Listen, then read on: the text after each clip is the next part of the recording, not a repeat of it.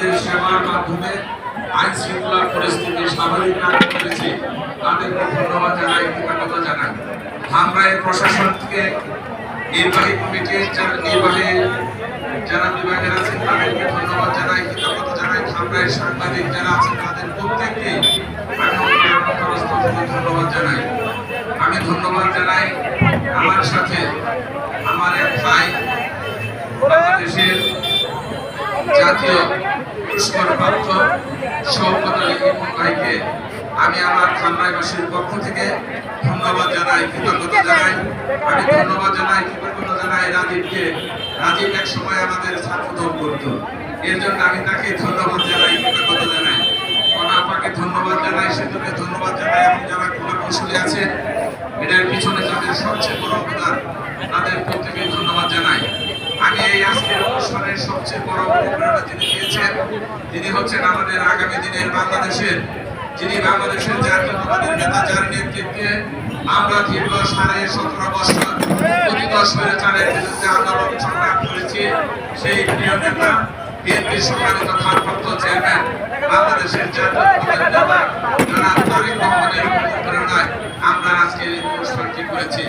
আমি এর জন্য আজকে যারা এখানে দর্শক মণ্ডলী আছেন, আমাদের দলীয় নেতাকর্মী আছেন, তাদেরকে আমি বলবো, আমাদের প্রিয় নেতা বিএনপির সম্মানিত ভারপ্রাপ্ত চেয়ারম্যান যিনি একটি স্লোগান দিয়েছেন, সবার আগে বাংলাদেশ।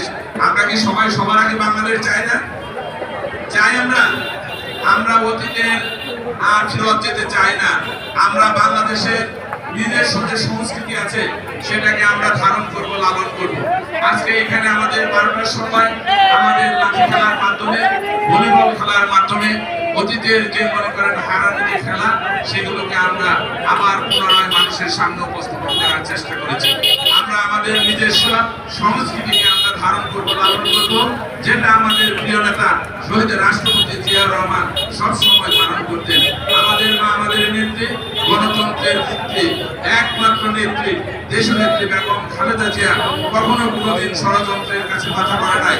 তাই আমরা বলবো, আমাদের নেত্রী, আমাদের মা, দেশনেত্রী বেগম খালেদা জিয়াকে আমরা ইনশাআল্লাহ জনগণের ভোটে নির্বাচিত প্রধানমন্ত্রী করব। করবো না সবাই? সবাই আমরা রাজি তো? একটু হাত তুলে দেখেন তো, একটু সবাই একটু হাত তুলেন আমাদের নেতা জনাব তারেক রহমান খালেদা জিয়ার জন্য। আছেন না সবাই? একটা হাত তুলে নেই যুবক ভাইরা। আমরা কি নিজস্ব সংস্কৃতিকে ধারণ করতে চাই, লালন করতে চাই? আমরা কি বিএনপিকে ক্ষমতায় আনতে চাই, ভালো ভালো অনুষ্ঠান করতে চাই, মাদককে দূরে রাখতে চাই? আমরা মাদক এবং সন্ত্রাসকে দূরে রাখবো বিভিন্ন ভাবে, আমাদের সংস্কৃতির মাধ্যমে, আমাদের মেধা এবং বিকাশের মাধ্যমে। এবং আমাদের প্রিয় নেতা বিএনপির সম্মানিত ভারপ্রাপ্ত চেয়ারম্যান যিনি বলেছেন রাষ্ট্র কাঠামো মেরামতের মাধ্যমে যে 31 দফা, সেখানে প্রত্যেকটা দল, প্রত্যেকটা ধর্ম, প্রত্যেকটা মত, প্রত্যেকটা ধর্মের মানুষকে নিয়ে আমরা আগামী দিনের বাংলাদেশ করবো।